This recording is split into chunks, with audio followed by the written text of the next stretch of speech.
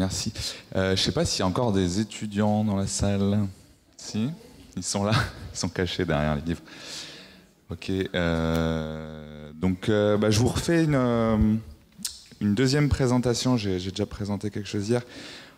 Je vous l'avoue, c'est pas aussi bien structuré ce qu'on a pu voir juste avant. Donc voilà, je pense que vous comprendrez. Ah, purée. Est-ce que je peux avoir le petit truc? Ah oui. Donc en fait, à l'Observatoire de l'environnement, on accueille un certain nombre de stagiaires depuis longtemps. J'ai noté depuis 2018 ici le nombre de stagiaires, parce qu'on compile en fait un peu une petite base de données de nos stages depuis 2018. Et donc voilà, ça représente 13 stages depuis 2018. On a en gros 3 stagiaires par an. Ça évolue en fait. Mais donc notre problématique en fait d'un point de vue par l'expérience, c'est qu'on a une limite donc d'accueil de par nos locaux, de par notre capacité aussi à faire être maître de stage, quoi, simplement. Il y a quelqu'un qui m'appelle. Du coup, on est aussi contraint par rapport aux périodes qui sont régulièrement, donc, les saisons en gros de stage, c'est décembre à août, quoi. On arrive à obtenir à faire des conventions de stage en dehors de ces périodes-là, mais globalement, elles sont tout le temps dans ces périodes. Et c'est un peu dommage pour nous et pour les étudiants, parce qu'il y a de la disponibilité, en tout cas de nos agents, de nos responsables, de nos référents en interne, de nos locaux. Et on aimerait bien un peu exploiter aussi ces périodes-là, quoi. Pour eux comme pour nous. 2023, on a 3 stages prévus, en fait c'est même 4 déjà conventionnés, quoi. On va changer de locaux, donc on peut accueillir encore plus de monde. Je vous présente un cas d'un stagiaire, pour le coup, je vais vous présenter 2 sujets de stage qui ont été réalisés par des stagiaires métropolitains. On accueille des stagiaires de master, des stagiaires de licence, mais la plupart des masters, on a des conventions avec eux depuis des formations métropolitaines. On aimerait bien en avoir aussi, on en a eu, il y en a un dans la salle, un ancien stagiaire, un ancien étudiant de l'université en master 1, ici. Il y en a assez peu finalement. Et qu'est-ce que je voulais dire ? Bref. Donc Marin Malvezin, il a fait un sujet sur justement la forêt. Donc ça peut intéresser du coup. On en parlait ce matin. Il a pris en main en fait un sujet qui s'appelle un projet qui s'appelle Surfor, donc surveillance forestière. Je l'évoquais hier, qui était de caractériser en fait la dynamique des pertes et des gains forestiers d'un point de vue spatial et temporel depuis 90. Alors bon, ça c'était l'objectif. Ça a duré 5 mois et donc il a acquis des compétences en télédétection. En fait, lui, il était agronome et il a découvert les SIG, la télédétection en master. Il a été en capacité à apprendre. Enfin, on lui a transmis aussi des compétences pour qu'il appréhende ces notions de télédétection. Donc, il venait avec rien, mais il a appris ces choses-là. Et il a appliqué en fait un protocole d'évaluation de la qualité des données. Il a mis en place un protocole d'évaluation sur l'imagerie satellite. Faut savoir que, en fait, dans le cadre de son projet, il a exploité donc deux jeux de données internationaux que sont Global Forest Change ou Global Forest Watch pour ceux qui connaissent, et Tropical Moist Forest pour les forêts tropicales. Ce sont 2 jeux de données qui couvrent donc la Nouvelle-Calédonie. Et il a fait, une fois qu'on a un choix à faire, il faut se décider de ce qu'on fait. Et donc finalement son stage s'est principalement concentré sur ça, c'était de définir un peu, de comparer ces différents jeux de données et d'évaluer leur qualité. Il a exploité donc des outils que nous on ne connaissait pas. Donc on a découvert vraiment des choses à travers son stage, donc lui aussi évidemment, que sont Collect Earth et aussi Google Earth Engine qui est connu, mais plutôt sur sa partie Google Earth, la partie Google Earth Engine qui en fait est plutôt une plateforme de calcul en fait et un catalogue de données d'imagerie qu'aujourd'hui on n'exploite pas en fait, assez peu quoi. Donc Collect Earth, du coup j'en profite pour vous présenter un peu les résultats de son travail et cette interface là qui permet à partir de petits formulaires et une interface web en fait d'évaluer tout un set de points répartis de manière plus ou moins aléatoire en fait, selon votre protocole d'analyse, d'évaluer si ou pas le pixel ou ce qui est en dessous le point répond à une condition. Donc là, c'est est-ce que c'est foré, est-ce que c'est pas foré. Il a fait ça sur de l'imagerie Landsat, parce que les données donc Landsat 8 et 7, 8 et 9, parce que les données des services internationaux là, sont issues de ces jeux de données, enfin ces plateformes-là. Donc il évalue pour pour de l'année 2000, pour l'année 2010 et pour l'année 2020, s'il y a ou pas de la forêt sous l'image, enfin sous le pixel quoi. C'est assez délicat en fait. On se rend compte que c'est pas donné non plus à tout le monde. En tout cas, quand on découvre le domaine de la télédétection, de caractériser ce que c'est là derrière l'image, la résolution est quand même assez grossière et il faut l'œil quoi. Bon. En plus, vous avez l'effet de projecteur, donc vous voyez pas vraiment l'image comme elle est, mais il y a un œil en fait à avoir. Et voilà. Donc il s'est aidé, il a mis en place en plus avec un plugin disponible sur l'outil, une sorte de tableau d'aide à la décision pour essayer de caractériser au mieux ce qu'il pouvait voir en fonction des dates, en fonction des réponses NDVI. Et il a créé un petit tableau de bord pour s'aider pour l'aider à décider de si oui ou non c'était de la forêt, donc en utilisant d'autres types de sources plus ou moins bien résolues. On a d'ailleurs dans le cadre de ce projet essayé d'exploiter aussi l'imagerie aérienne qui est produite par le gouvernement. Voilà, bon. Et donc voilà, c'était un peu pour vous montrer le genre de stage en fait et des compétences qu'a pu avoir Marin en maîtrise, en master 1. Un deuxième stage donc de Quentin, lui qui provenait de l'ENSG, un stage assez court de 3 mois, pour autant hyper efficace, donc sur un sujet de révision de chaîne de valorisation des données de systèmes d'information décisionnelle. Ce que je vous disais hier, on est dans ces perspectives aujourd'hui d'améliorer d'industrialiser un peu nos géotraitements et de compiler en fait une base de données décisionnelle.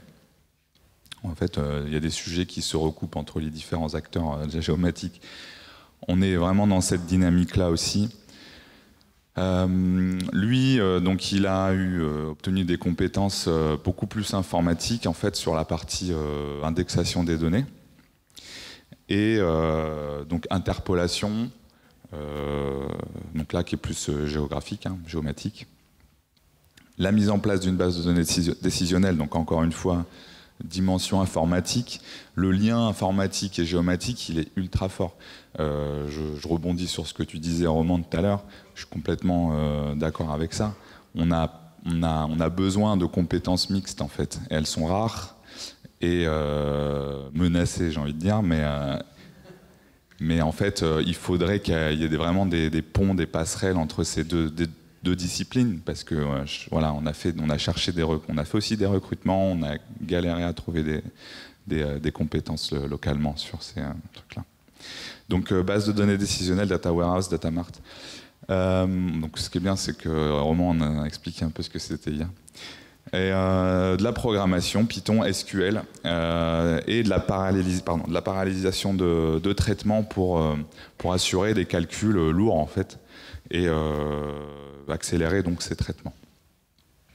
Ce qu'il a vraiment, enfin concrètement, ce qu'il a fait, c'est qu'il a exploité en fait une grille vectorielle. Donc on n'est pas sur du raster, hein.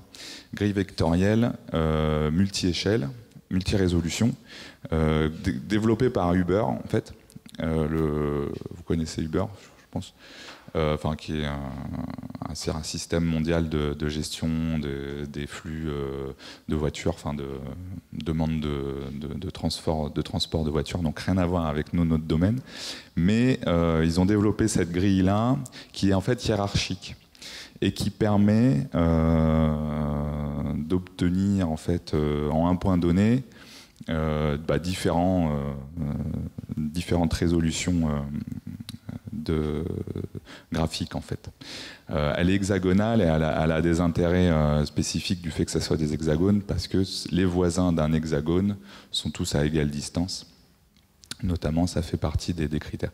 Et le fait d'indexer toutes ces données sur une grille unique en fait et mondiale permet en fait de ne pas avoir, donc le fait de l'interpoler et d'indexer, de préparer ça, ça nous permet d'interroger les données de manière beaucoup plus rapide, parce qu'on ne va pas faire d'intersection spatiale.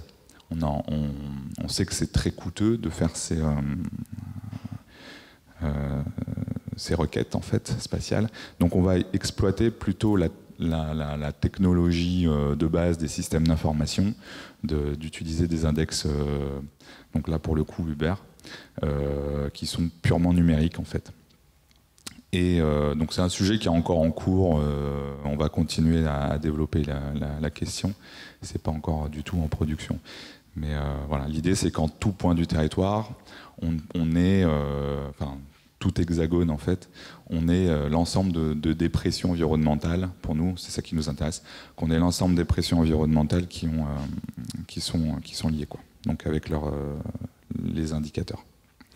Voilà, donc c'est le cheminement en fait de la chaîne de valorisation, données vecteurs, indexation, interpolation, indexation, intégration, regroupement, diffusion et tableau de bord. Voilà. Alors ensuite, je voulais un peu reprendre le type de sujet qu'on peut proposer selon les niveaux d'études en fait. Ce qu'on fait en général avec les étudiants de licence, c'est qu'on leur demande de faire du contrôle qualité de la donnée, de la photo-interprétation, un peu comme on a vu. Là, avec le Master 1, on a pu aller un peu plus loin sur les protocoles et tout ça, mais on fait faire souvent du contrôle qualité des données, de la photo-interprétation sur les feux, par exemple. On va chercher aussi on peut leur proposer des sujets sur de l'amélioration de la qualité des données. Et photo-interprétation, digitalisation des données. Voilà, on reste sur des choses assez basiques, quoi. Pour les masters 1 et 2, on a un niveau un peu plus avancé, évidemment, sur des protocoles, des workflows, la rédaction de rapports, des notes de synthèse. Là, on est aussi, nous, à l'œil, on a une grosse thématique environnementale, hein, et donc nos sujets sont portés sur l'environnement. On a un responsable on a un pôle complètement dédié à la gestion environnementale, et tous les sujets sont voués en fait à avoir une dimension environnementale. Donc rédaction de rapports, notes de synthèse, etc. On produit des indicateurs, on leur fait produire des indicateurs sur la base des indices disponibles, analyse de données, modélisation de base de données, développement, programmation, script. Donc on a des stagiaires en informatique, plus après de la valorisation de données à travers des tableaux de bord. Donc nous, en fait, on s'engage dans le cadre de nos stages à faire de l'indemnité de stage dès le premier mois, en fait. Enfin, si ça dure qu'un mois, on donne une subvention, une indemnité de stage jusqu'à 6 mois. Hein. Il n'y a pas de c'est attractif en général pour les étudiants qui préfèrent avoir une indemnité que ne pas en avoir. On a une forte disponibilité des référents en interne. On est là pour accompagner dans le développement des projets des stagiaires. Et les documents qui sont réalisés, les rapports, etc., sont publiés dans notre centre de ressources et disponibles à tout à chacun dans notre bibliothèque numérique. Donc ça donne une certaine visibilité aux étudiants de leur travail, quoi. Et en général, ce qu'ils font amène à une réalisation et une publication aussi, soit numérique, soit un rapport, etc. Donc simplement, hein, nos modalités de recrutement elles sont standards. On apprécie les candidatures spontanées. On répond à toutes les candidatures spontanées, par la négative ou la positive. Mais voilà, en général, on fait des entretiens, on reçoit les personnes et on essaye de trouver, si on a besoin, immédiatement ou dans les quelques mois à venir, d'une assistance, enfin, en tout cas qu'on nous aide en fait à réaliser nos projets. Et puis après, des fois on pose des offres. Donc là j'en ai montré 2 parce que c'est 2 qui sont passés l'année dernière. Et puis bon, voilà, simplement c'est standard, mais on demande de l'aide de motivation. Je le souligne parce qu'en fait, les lettres de motivation en général, c'est pas des lettres de motivation qu'on reçoit. Donc voilà, ça serait bien de montrer. C'est souligné, c'est en gros. J'aime bien moi avoir une lettre de motivation. Et au moins, voilà, on voit que les étudiants savent où ils vont et qu'est-ce qui les motive, quoi. Et puis bon, les dates de stage. En termes de perspective, voilà, les passerelles entre les cycles de formation sont importantes à maintenir et à créer, en fait, même. Je m'attendrais en fait, à ce qu'on ait plus d'échanges avec les professeurs. Nous, en général, on est un peu, les étudiants se retrouvent un peu avec nous, en fait. Et voilà. En amont, ça serait intéressant aussi d'avoir des échanges avec les professeurs pour qu'on identifie des sujets plus adaptés à des niveaux de formation. On commence à mettre en place des sortes de fiches de satisfaction du stagiaire, là, du coup, pour qu'on ait une autocritique en fait de notre manière de suivre ces stages. Et puis voilà, on augmente notre capacité d'accueil, donc nos difficultés aussi. Voilà, pour conclure, le stage en géomatique, en tout cas chez nous, c'est une passerelle donc pour le monde professionnel. Ça, on donne finalement une certaine des sujets qui sont concrets, quoi, donc qui permettent un peu une passerelle sur le monde professionnel, en tout cas environnemental, dans la géomatique aussi de manière générale. On développe des compétences aussi localement. Et puis nécessite toutefois une forte implication des maîtres de stage à la fois chez nous comme pour les écoles, quoi. Voilà, je vous remercie de votre attention, c'était rapide et efficace. Merci.